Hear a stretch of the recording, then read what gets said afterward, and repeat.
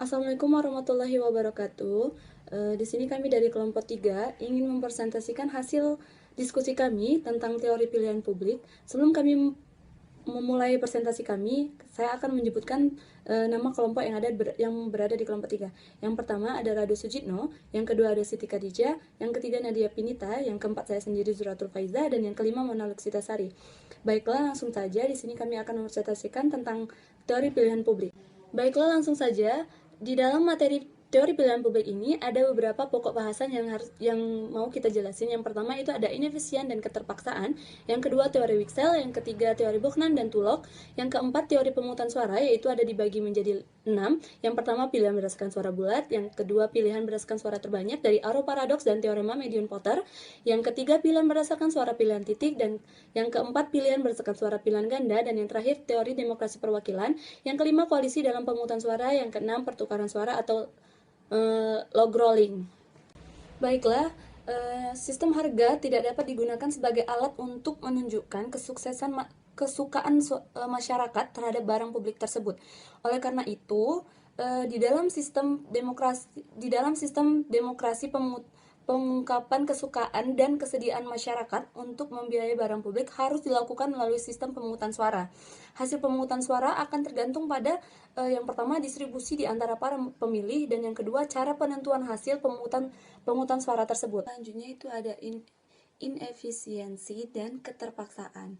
Nah, di sini dalam pemungutan suara itu sistem mayoritasnya sederhana. Terdapat kemungkinan suatu proyek yang dilaksanakan merupakan proyek yang tidak efisien, dan beberapa orang dipaksakan untuk menerima proyek itu walaupun mereka memperoleh benefit yang bisa dibilang sangat kecil. Selanjutnya kita akan masuk ke teori Wicksell, yaitu sistem suara mutlak 100% atau unanimous. Sistem suara mutlak ini akan menghambat pelaksanaan perekonomian karena sangat sulit untuk memperoleh suara bulat dalam suatu pemungutan suara ini.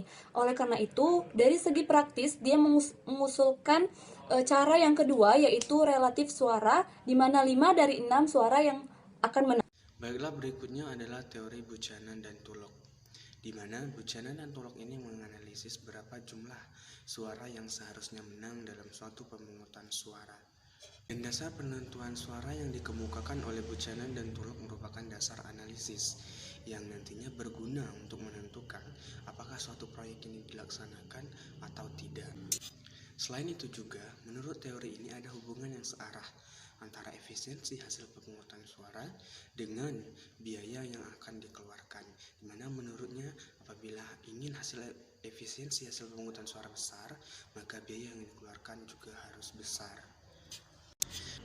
Baiklah, yang pertama adalah pilihan berdasarkan suara bulat atau aklamasi. Cara pemungutan suara dengan suara bulat, di mana 100 orang ini setuju akan diadakannya suatu proyek. Nah, apabila kita lihat, teori ini sangat baik sekali untuk melindungi kaum minoritas di dalam suatu masyarakat. Namun, teori ini sangat sulit untuk mencapai suatu keputusan, apalagi dengan jumlah pemungut suara yang sangat banyak. Yang kedua adalah pilihan berdasarkan suara terbanyak. Dengan cara ini, keputusan itu diambil apabila jumlah orang yang setuju lebih banyak daripada jumlah orang yang tidak setuju. Sistem paling sederhana adalah 50% plus 1 atau N/2 plus 1. Atau sistem quorum, di mana keputusan diadakan, atau sistem quorum di mana suatu proyek akan diadakan apabila 2/3 dari seluruh pemungut suara itu setuju. Ini saya akan melanjutkan materi yang telah dijelaskan sebelumnya oleh rekan saya, yaitu Rado Sujitno. Di sini saya akan menjelaskan Arrow Paradox. Sistem pemungutan suara dengan cara mayoritas sederhana tampaknya akan lebih mudah untuk mencapai suatu keputusan. Namun, menurut Arrow terdapat masalah yang timbul apabila pemungutan suara yang diadakan untuk menentukan pilihan 3 kegiatan atau lebih. Selanjutnya yaitu teorema Median-Porter. Dalam hal pemungutan suara berdasarkan mayoritas sederhana untuk menentukan pelaksanaan proyek, pemilihan yang bertindak sebagai Median-Porter adalah yang paling menguntungkan. Mengapa? Median-Porter diuntungkan sebab pilihan yang disukainya pasti menang dalam suatu pemungutan suara, dan kesejahteraan masyarakat menjadi maksimum apabila preferensi setiap orang berpuncak satu. Selanjutnya yaitu pilihan berdasarkan suara pilihan titik. Pemungutan suara dengan cara ini merupakan suatu cara untuk mengatasi kelemahan sistem mayoritas sederhana, yaitu dengan cara memberikan angka tertentu kepada setiap pemilih yang dapat mengalokasikan pada setiap jenis proyek berdasarkan kesukaannya, di mana angka tersebut mencerminkan kesukaan pemilih terhadap suatu proyek. Sekarang saya akan menjelaskan pilihan berdasarkan suara pilihan ganda, yang dimana pemungutan suara berdasarkan pilihan ganda dilakukan dengan memberikan angka berdasarkan urutan kesukaan. Di sini saya akan memberikan sebuah contoh proyek. Di sini akan saya berikan angka 1, 2, dan 3, yang dimana angka 1 akan saya berikan kepada proyek yang paling disukai, dan angka 3 akan diberikan kepada proyek yang paling tidak disukai, yang dimana proyek yang mendapatkan nilai terkecil adalah proyek yang menang, sedangkan proyek yang mendapatkan nilai terbesar adalah proyek yang kalah.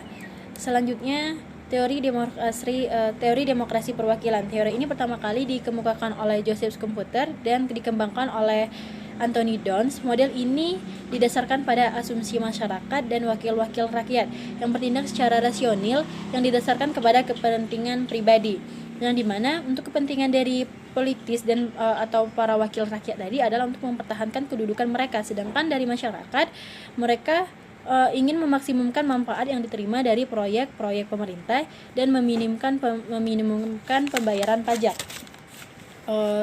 Dari teori demokrasi perwakilan ini adanya tujuan untuk memikirkan kepentingan pribadi, kepentingan masing-masing individu, menyebabkan proyek-proyek pemerintah yang dilaksanakan adalah proyek-proyek yang diinginkan oleh rakyat, walaupun mereka tidak secara langsung mengemukakan pendapat mereka kepada pemerintah, tetapi melalui wakil-wakil rakyat tersebut.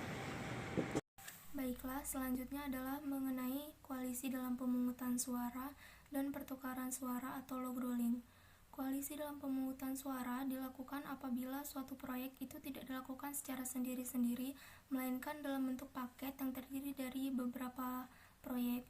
Dan dalam hal ini, para pemilih bisa melakukan koalisi agar bisa memenangkan proyek-proyek yang disukainya. Kemudian yang kedua, ada log rolling atau pertukaran suara. Log rolling adalah cara yang dilakukan para pemilih untuk melakukan kolusi dengan cara mempertukarkan suara dari para pemilih yang kalah.